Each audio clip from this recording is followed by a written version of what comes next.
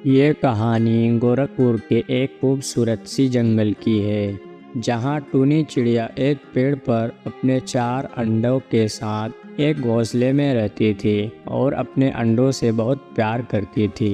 यदि चूचा बेटा निकला तो मैं इसका नाम मुन्ना रखूंगी और यदि बेटी हुई तो मैं मुन्नी कहकर पुकारूंगी। एक दिन की बात है, जंगल में हाहाकार मचा हुआ था।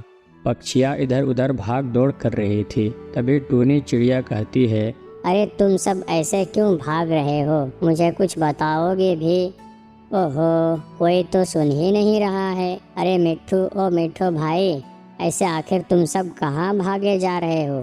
मुझे कुछ बताओ तो। अरे टूनी बहन, जल्दी से अपने इस अंडों को लेकर यहाँ से भागो। यहाँ पर कोई दुष्ट गीद आ गया है और वह सबों के बच्चों और अंडों को खा रहा है। तुम भी मेरे साथ जल्दी से भागो टूनी बहन। ऐसा कहकर मिट्ठू तोता वहाँ से चला जाता है और भी बहुत सारे चिड़िया टूनी के सामने से गुजर रही होती है। ये सब देखकर टूनी चिड़िया कहती है, अरे मैं तो अपने 4 अंडों को एक साथ लेकर नहीं भाग सकती और मैं अंडों को छोड़कर भी नहीं जा सकती। आखिर मैं क्या करूं? हाँ, मैं अपने इन अंडों को पत्तों से ढक देती हूँ और किसी पेड़ पर जाकर छुप जाती हूँ। खतरा टलने पर फिर मैं वापस आ जाऊंगी।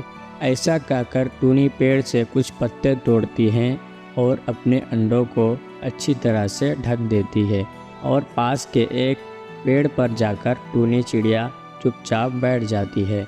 तभी टूनी चिड़िया के घुसने पर अचानक से दुष्ट गीद आ जाता है और कहता है, ओह, मेरे डर से तो जंगल के सभी पक्षी भाग गया है और मैं उनकी अंडों और बच्चों को बड़े चाव से खा गया हूँ। लेकिन अब मेरा अगला निशाना कौन होगा भला? अरे इसमें पत्ता कैसा? चलो अभी मैं इस पत्ते को हटाकर देखता हूँ, इसके नीचे क्या है। तभी दुष्ट गीद घोंसले पर से पत्ता हटाकर देखता है तो उसमें 4 अंडे हैं। यह देखकर दुष्ट गीद खुश होकर कहता है, अब जाकर मुझे समझ में आया, पक्षियाँ मेरे डर से इन अंडों को छुपा कर रखा है, लेकिन मेरे शातिर दिमाग और इन तेज आंखों से भला आज तक कोई बच पाया है क्या? अब तो मैं इन अंडों को खाकर ही दम लूंगा। ये सब नज़ारा टूनी चिड़िया एक पेड़ पर से छुपकर देख रही थी। तभी अचानक टूनी चिड़िया दुष्ट गीद के पास आ जाती है और कहती है, गीद भैया, ओ गीद भैया, मेरी मानो तो आप इन अंडों को मत खाना। दरअसल ये जादुई अंडा है। मैंने देखा है कि कोई अनजान चिड़िया इस घोंसले पर सिर्फ एक ही अंडा दिया था, लेकिन ये अब 1 से 2, 2 से 3 और 3 से 4 अंडे हो गए। इस अंडे को खाने की बेवकूफ़ी मत करना गीद भाई, मैं तो तुम्हारे फायदे के लिए कह रही हूँ, अब तुम्हारी मर्जी। ऐसा कहकर टूनी चिड़िया वहाँ से चली जाती है और फिर उसी पेड़ पर जाकर बैठ जाती है और यह नज़ारा देखने लगती है कि मेरे अंडे को कहीं ये दुष्ट गीद खा ना ले। और इधर दुष्ट गीद सोच में पड़ जाता है और कहता है, अरे कहीं ये टूनी चिड़िया सच तो नहीं बोल रही थी? अगर ऐसा ही है तो मुझे अंडा नहीं खाना चाहिए। और वैसे भी टूनी चिड़िया कभी झूठ नहीं बोलती है, इसके ईमानदारी के चर्चे पूरे जंगल में है। लेकिन मुझे यह जरूर देखना होगा कि यह अंडा यदि 1 से 2, 2 से 3 और 3 से 4 हो सकता है, यह भी देखना होगा कि 4 से 5 कैसे होता है। यह बोलकर दुष्ट गीद टूनी चिड़िया के घोंसले पर ही बैठ जाता है। तभी इधर टूनी चिड़िया कहती है, अरे दुष्ट गीद तो यहाँ से हटने का नाम ही नहीं ले रहा है। अब मैं अपने अंडे को यहाँ से कैसे ले जाऊँ? इतनी सी बात हो पाई थी कि तभी शाम हो जाती है। फिर अगले दिन सुबह सुबह टूनी अपने घोंसले पर जाती है। तभी दुष्ट गीद टूनी चिड़िया से कहता है, अरे टूनी चिड़िया, तुम तो कह रही थी कि यह जादुई अंडे हैं और ये 1 से 2, 2 से 3 और 3 से 4 हो जाता है, लेकिन अब ये 4 से 5 क्यों नहीं हो रहा है टूनी?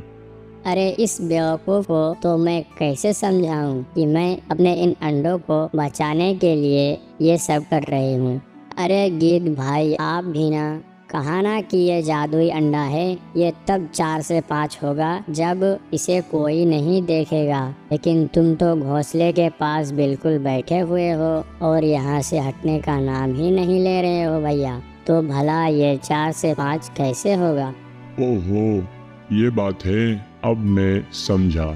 तब ठीक है टूनी चिड़िया, अब मैं सो जाता हूँ, तब ये 4 से 5 हो जाएगा ना? हाँ गिद्ध भाई, जरूर।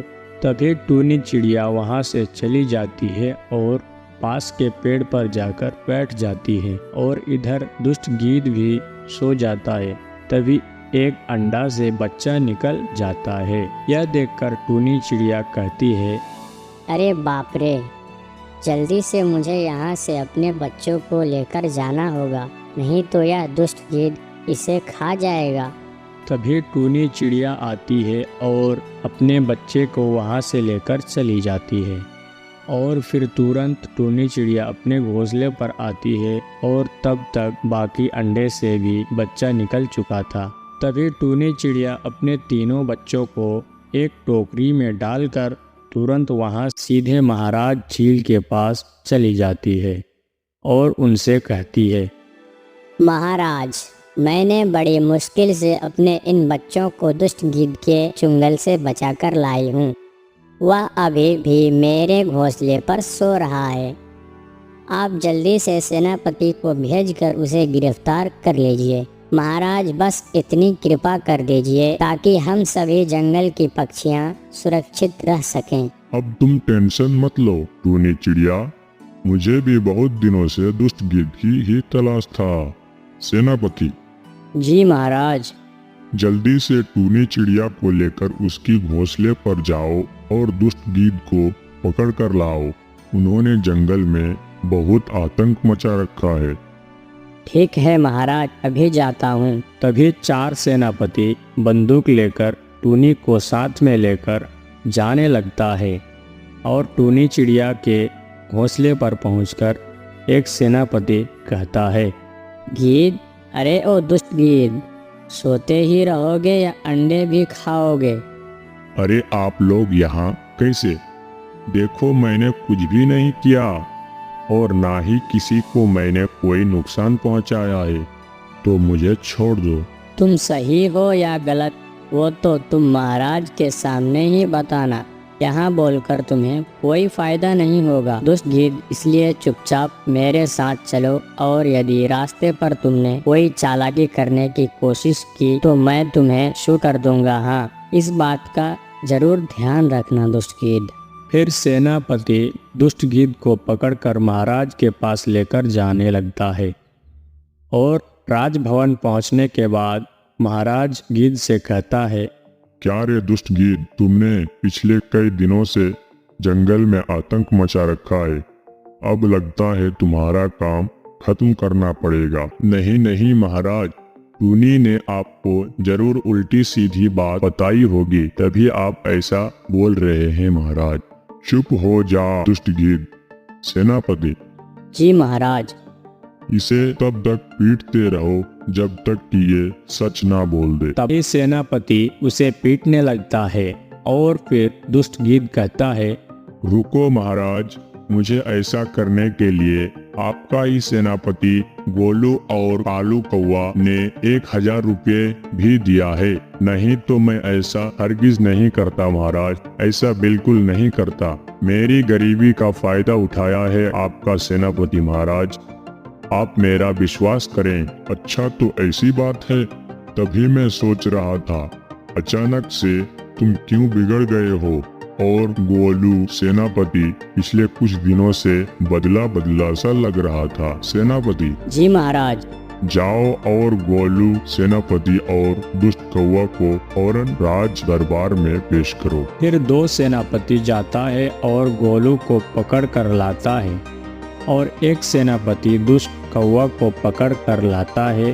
तब गोलू कहता है, महाराज आप मुझे क्षमा कर दे, मुझसे भूल हो गई है। अब मैं कभी ऐसा नहीं करूँगा और दोषी गिद्ध नहीं, दोषी मैं हूँ महाराज। ठीक है, तुम्हें अपनी गलती का पछतावा हुआ, यही मेरे लिए काफी है। और कालू कौवा तुम 100 बार कान पकड़कर उठक बैठक करोगे और गिद्ध तुम 10 बार। फिर कालू कौवा और गिद्ध कान पकड़कर उठक बैठक करने लगते हैं।